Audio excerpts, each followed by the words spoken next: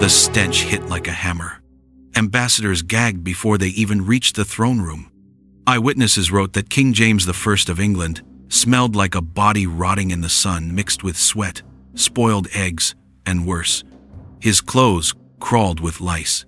His tongue was too large for his mouth, so he drooled constantly, leaving damp stains on his royal robes. And this was the man who authorized the King James Bible, still read by millions today. It is tempting to dismiss this as rumor, court gossip whispered in disgust. But contemporary letters confirm it. He hadn't bathed in years. And if that detail shocks you, it is only the beginning. Because James I was not the worst offender. Not even close. Across centuries and kingdoms, power twisted men into creatures of obsession, indulgence, and madness. One king truly believed he was made of glass, walking carefully so he wouldn't shatter. Another devoured a goose and then laughed himself to death over a bad joke. There was the monarch who played with dolls like a child, forcing courtiers and even his wife to join his games until dawn. Another who pickpocketed Winston Churchill for sport, despite already owning palaces, cars, and more wealth than he could ever spend. Some indulged in grotesque violence, an Ottoman sultan who drowned nearly 300 women from his harem in one night, a Roman emperor who planned to make his horse a senator, a Russian Tsar who killed his own son in a rage. Others destroyed themselves, an emperor swallowing mercury every day in search of immortality, a king who ate until his body burst apart after one final, monstrous meal. These are not fairy tales. They are not exaggerated inventions of later centuries. Many of these habits are confirmed by physicians' reports, ambassadorial letters, or court records. And even when they slip into rumor, the whispers themselves reveal how deeply fear and disgust ran in those who lived under these men. Absolute power did not make them gods. It exposed their flaws, magnified their cravings, and turned their private weaknesses into public nightmares. Over the next few minutes, we will count down 11 kings whose habits were so disturbing, so grotesque, that history itself could not hide them. Some were tragic symptoms of illness, misunderstood. Others were cruel, even monstrous. All of them left behind legacies that make us shudder even centuries later. And the most disturbing of all is still waiting at the end. To understand how these disturbing habits flourished, we must step inside the world that created kings and insulated them from consequence. In the Middle Ages and well into the early modern era, monarchy was not just government, it was theater. Kings were cloaked in divine right, believed to be chosen by God himself. Their word was law, their bodies sacred, their presence untouchable. To question their behavior was not eccentricity, it was treason. And treason carried a swift death. This absolute authority produced a paradox. Kings were surrounded by thousands of people, courtiers, guards, servants, priests, yet lived in crushing isolation. Everyone flattered, no one contradicted. If a king decided to dine at midnight or demanded his horse be dressed in robes of silk, who dared say no? In this silence, private habits became public rituals. Small compulsions spiraled into grotesque traditions. The courts themselves encouraged excess. Imagine a royal banquet. Whole peacocks roasted and served with gilded feathers, swans stuffed with spices, rivers of wine poured into golden goblets. Music echoed for hours, jesters cracked jokes, dwarfs or animals were paraded for amusement. For commoners, it was unimaginable luxury. For kings, it was daily routine. Over time, indulgence hardened into addiction. Gluttony, cruelty, and bizarre rituals became as normalized as prayer at chapel. Medicine was primitive. Superstition rampant. A monarch with seizures might be treated as bewitched. A ruler with deformities could be seen as cursed. Treatments ranged from bloodletting to bathing in potions of animal organs. Physicians wrote their remedies with confidence, but in truth, they had little more than hope and herbs. And so, kings, desperate for relief, often turned to strange rituals or obsessive behaviors that baffle us today. We must also remember The political context. Monarchs were symbols as much as rulers. Their bodies carried the burden of dynasties. Every blemish, every limp, every unexplained habit became a story whispered in corridors or scrawled in pamphlets. Enemies exaggerated, courtiers embroidered, and sometimes entire legends grew from kernels of truth. A king who rarely bathed could, within a generation, become remembered as a walking stench. A monarch who laughed too loud might be immortalized as mad. Yet beneath the exaggeration, there is a constant. Power without limits changes men. Some rulers sank into paranoia, convinced everyone plotted against them. Others drowned in indulgence, feasting until their bodies broke. Still others retreated into fantasy, surrounding themselves with dolls, animals, or invisible dinner guests. These habits were not quirks, they were warnings. They revealed the fragile line between majesty and madness. And for their subjects, the consequences were real. If a king decreed that courtiers play leapfrog in the throne room, ambassadors obeyed, their dignity stripped. If a sultan decided his wives were unfaithful, hundreds of women could be condemned to death in a single night. If an emperor believed mercury granted immortality, his desperate experiments poisoned not only himself but the very court that served him. History preserves these details, not because they are entertaining, though they are, but because they remind us that unchecked power does not just shape nations, it warps the men who wield it. So when we hear of a king who smelled so foul courtiers fainted, or one who believed his body was made of glass, we are not just hearing scandal. We are peering into a system that allowed private madness to become public law. And as strange as these habits sound, they were only the beginning. For the rumors that spread through palaces and across kingdoms reveal just how disturbing royalty could become when no one dared whisper, "Enough."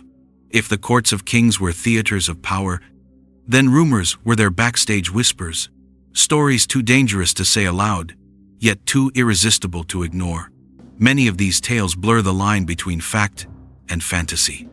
But whether born from observation or exaggeration, they reveal how profoundly unsettling these rulers appeared to those who lived in their shadow. Take Charles VI of France. His glass delusion is more than gossip, it is documented in chronicles. But the rumors expanded beyond what was written. Some said he sat motionless for hours, terrified a sudden breath might shatter him. Others claimed he forgot he was king altogether, staring blankly when courtiers addressed him, as if waking from a dream. Was all of it true? Perhaps not. Yet the persistence of the tale shows how fragile and uncanny his reign felt, even to his own people. In Denmark, Christian VII was whispered about with both pity and dread. Physicians confirmed his self-destructive compulsions, but the rumors painted them in grotesque colors. Servants claimed his hands were raw and bloodied, that he could not stop harming himself no matter how much it pained him. Courtiers added another layer, that he forced ambassadors into humiliating games, leaping like children across polished throne room floors. Whether all of it happened as described is uncertain, but the whispers left an image of a king who made diplomacy a playground of madness. Russia gave us Peter III, remembered less for policy than for toys. It is true he adored Prussia, wearing its uniforms and drilling his soldiers in Prussian style. But rumors transformed this into absurdity. They claimed he played with dolls late into the night, forcing even his wife, future Empress Catherine the Great, to join in. One pamphlet went further. He once staged a full military trial for a rat that chewed his toy soldiers, charging it with treason. Did that trial really occur? Historians doubt it. But the rumor carried its own truth. Peter seemed more child than emperor, more puppet than ruler. Spain, meanwhile, whispered of Charles II, the bewitched king. His deformities were visible fact. But the rumors dug deeper, saying he slept beside relics, bathed in potions of blood, and submitted to endless exorcisms. Priests recorded the rituals. Whether he truly bathed in blood is harder to prove. Yet for a dynasty collapsing under the weight of its own inbreeding, the legend of a cursed king was irresistible. His body became a story, a symbol of decay, told in whispers and prayers. The Ottoman court spun tales about Ibrahim I, called the Mad. History records his paranoia and violent impulses, but the rumors made them monstrous. They said he covered palace walls with furs and drowned hundreds of concubines in a single night, convinced of betrayal. Some details may be exaggerated, but the fear was real. To the people of Istanbul, Ibrahim was a sultan whose private obsessions could kill without warning. And then there is Caligula of Rome, perhaps the most infamous of all. Ancient historians like Suetonius recorded his eccentricities, but centuries of retelling amplified them into legend. The stories claimed he conversed with the moon, feasted with his horse, and plotted to make that horse a senator. Whether satire or fact, the rumors reflected a truth. Caligula embodied the terror of absolute power, unmoored from reason. What unites these stories is not their certainty, but their persistence. They survived because they captured the unease of living under rulers who felt alien, unpredictable, or inhuman. Even when the details blurred, the message remained sharp.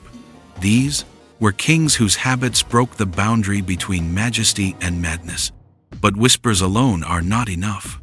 To know how much of this horror was true, we must step into the archives, letters, chronicles, and eyewitness accounts that confirm or deny the legends.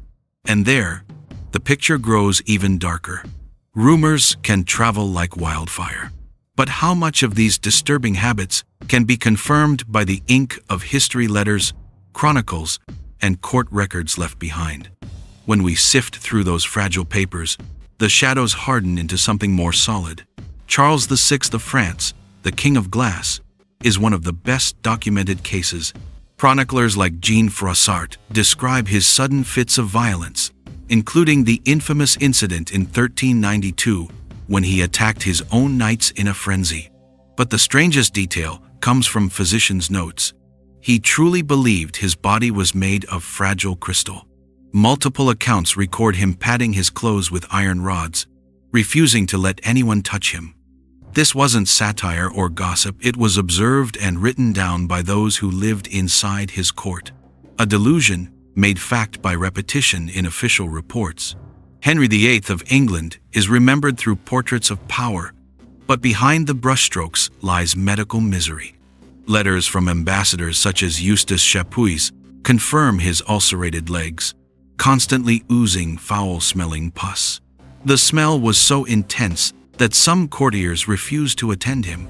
His own physicians recorded desperate attempts to drain his sores, while accounts from the court describe how his meals, mountains of meat, sweets, and ale, fed both his body and his temper. The stench, the blood, the gluttony, these are not inventions of later centuries. They were witnessed daily. From Russia, the story of Ivan IV, Ivan the Terrible, emerges not just from rumor, but from official terror. The records of the Oprichnina, his private police, document arrests, torture, and executions carried out in his name. Foreign envoys like Jerome Horsey reported feasts where Ivan forced nobles to watch as victims were tortured beside their wine cups. The death of his son, struck in a rage, is confirmed by multiple sources. Whether it was deliberate or accidental, the horror remains undeniable. Christian VII of Denmark leaves us a more fragile trail: cabinet notes and physicians' diaries. They describe a young king consumed by compulsions so severe that he could not govern. His hands were recorded as raw from continual abuse. Ambassadors wrote of his erratic behavior, his absence from councils, his dependence on others to rule in his place. The rumors of childish games may be exaggerated, but the evidence of incapacity is chillingly clear. Louis II of Bavaria, often remembered romantically as the fairy tale king, left behind financial records that tell a less charming story. Ministers complained in writing that he demanded banquets for invisible guests, ordering servants to lay out silverware and pour wine for long-dead monarchs. Court accounts describe meals served to empty tables, while the kingdom's treasury bled dry to fund his dream castles. His legacy may inspire tourists today, but the paper trail shows a man withdrawing into fantasy, while his ministers begged for stability. Peter the Great of Russia provides perhaps the most vivid evidence. In his own letters, he bragged about his joking feasts, where dwarfs wrestled and nobles were forced to drink until collapse. Visitors to his court recorded his fascination with anatomy. His collection of preserved heads and organs displayed as curiosities. To Peter, these were lessons in science. To others, they were grotesque trophies, macabre symbols of a ruler who blurred curiosity and cruelty. And then comes the tragedy of Charles II of Spain. His medical records survive in detail. From infancy, doctors noted his weakness, his inability to chew or speak properly, his seizures. Ambassadors wrote that he looked more like a corpse than a man. The exorcisms performed on him are described in church documents, priests chanting holy relics pressed to his body as he convulsed. Whether he bathed in animal blood may never be proven, but the desperation is clear. A dynasty so broken, it mistook hereditary collapse for sorcery.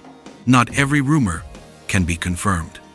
Stories of emperors sleeping beside corpses or feasting on human flesh often appear only in later sources, colored by bias. Yet even when the details are uncertain, the consistency of the core image, the madness, the cruelty, the decay is too strong to dismiss. These habits were not simply caricatures drawn by enemies.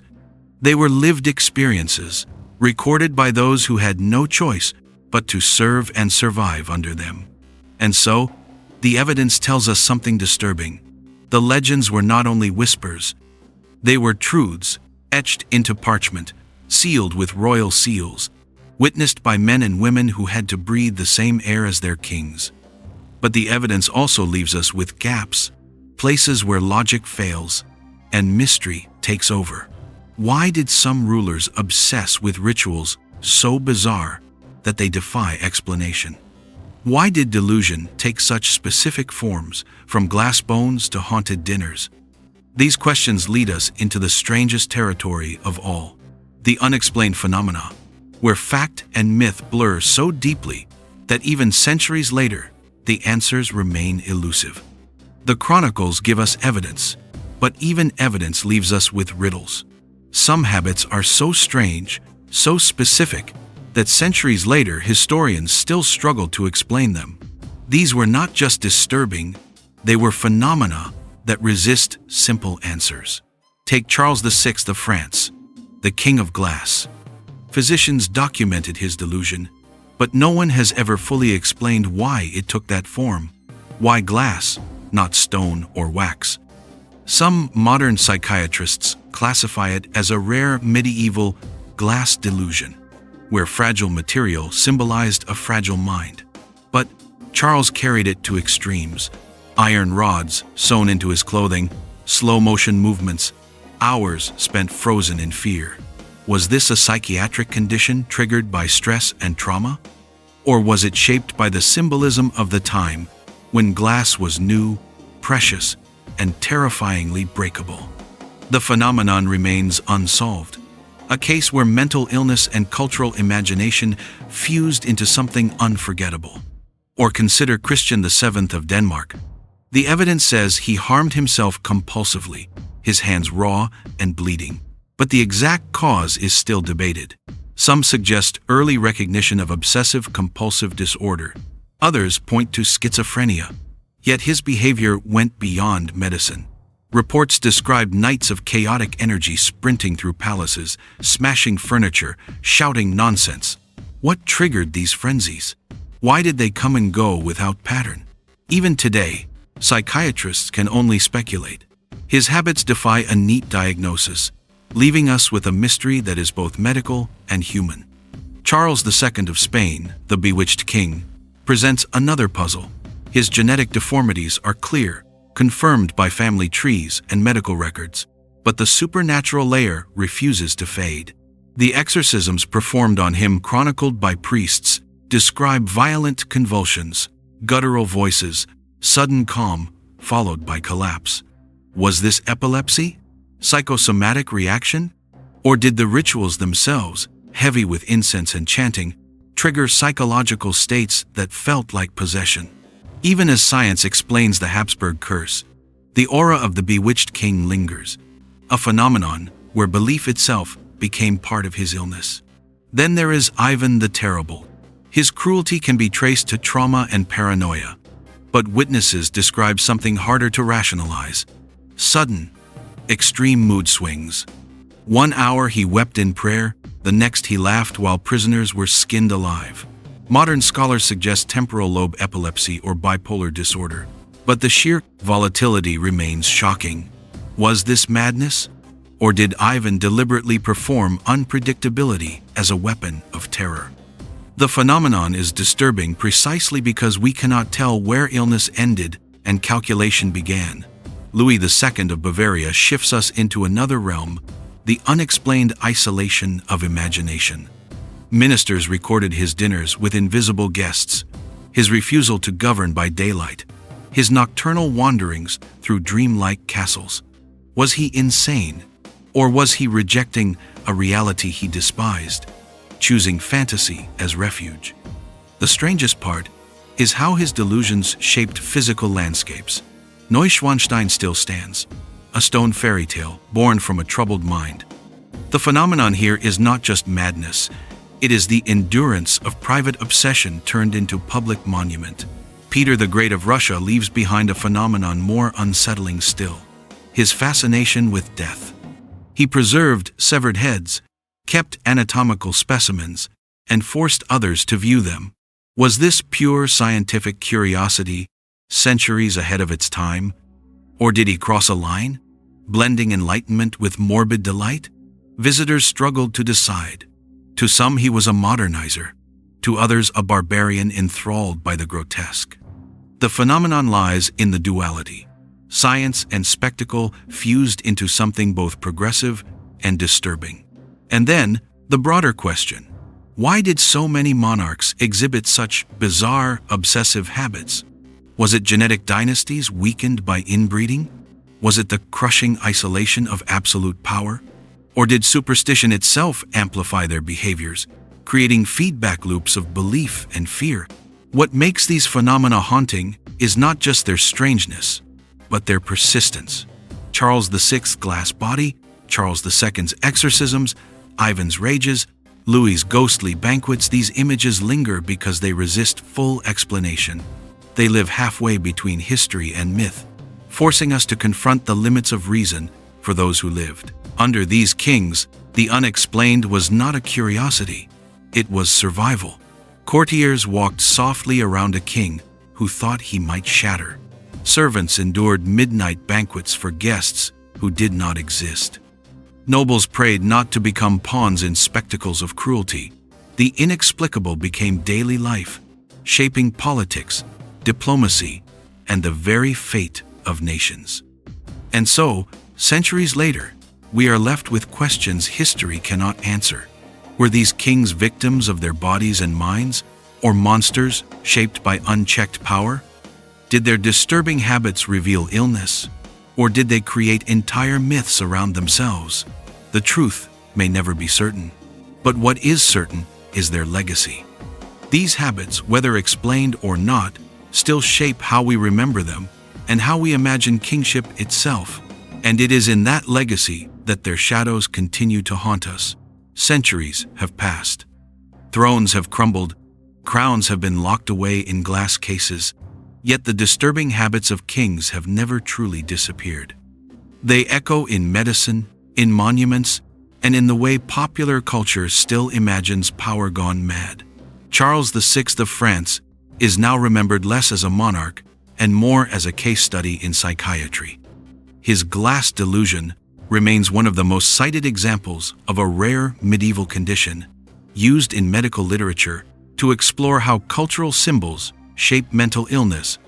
For the French, his reign became a metaphor, a king as fragile as his fractured kingdom. a reminder that madness at the top can fracture a nation below.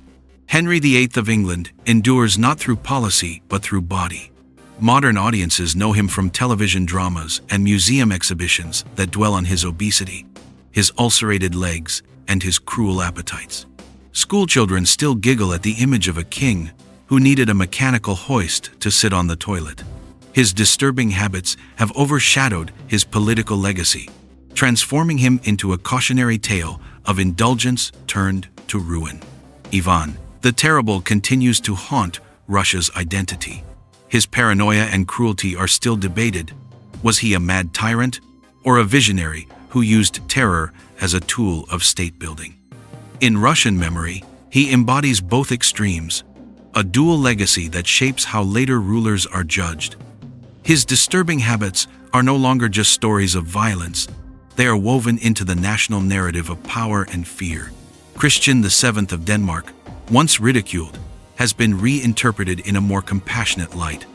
Films and scholarship now highlight his struggles with mental illness, portraying him as a tragic figure caught in a system that crowned him but never cared for him. His compulsions and erratic behavior are no longer just gossip. They are reminders of how isolation and pressure can destroy a fragile mind. Louis II of Bavaria has perhaps the strangest afterlife. His dream castles, mocked by ministers, now attract millions of tourists each year. Neuschwanstein became the model for Disney's Cinderella Castle, exporting his lonely fantasies into global fairy tales. Yet beneath the postcard image lies the shadow of his habits. A king so consumed by fantasy that his people nearly bankrupted. His legacy is double-edged romance built on ruin. Peter the Great's grotesque curiosities survive in glass jars. The anatomical specimens he collected are still displayed in St. Petersburg's Kunstkamera, a museum he founded. Tourists marvel and shudder at the preserved organs, the pickled fetuses, the cabinet of curiosities that once shocked courtiers. His disturbing habits became science, yet their macabre flavor still clings centuries later. And Charles II of Spain is remembered in textbooks as the ultimate warning against dynastic inbreeding. His distorted jaw and childless marriage symbolize the collapse of the Habsburg line. Beyond classrooms, he lingers in folklore as the Bewitched King, a man whose suffering blurred medicine and superstition. His legacy is not empire or conquest, but the haunting image of a body that carried the curse of a dynasty. What unites these legacies is the way their habits outlived their power. They are remembered not for laws passed or wars won, but for compulsions, deformities, and grotesque rituals. Their eccentricities became their immortality.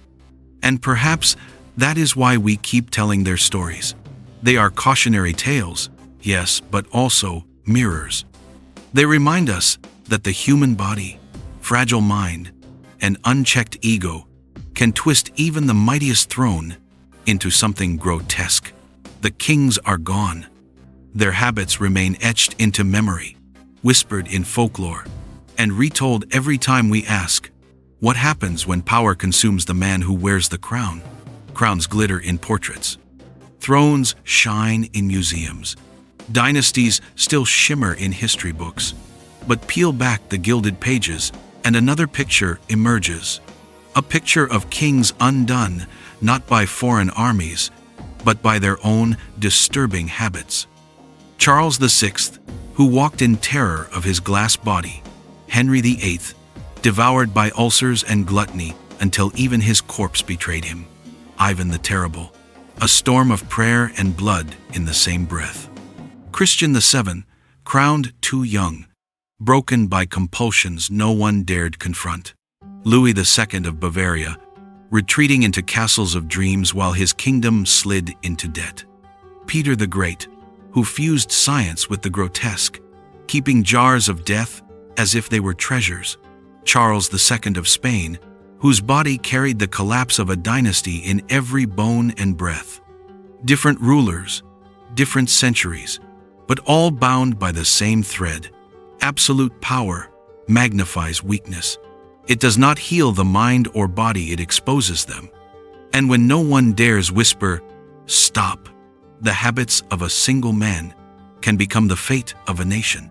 For us, centuries later, their stories remain unsettling because they are not simply curiosities. They are warnings.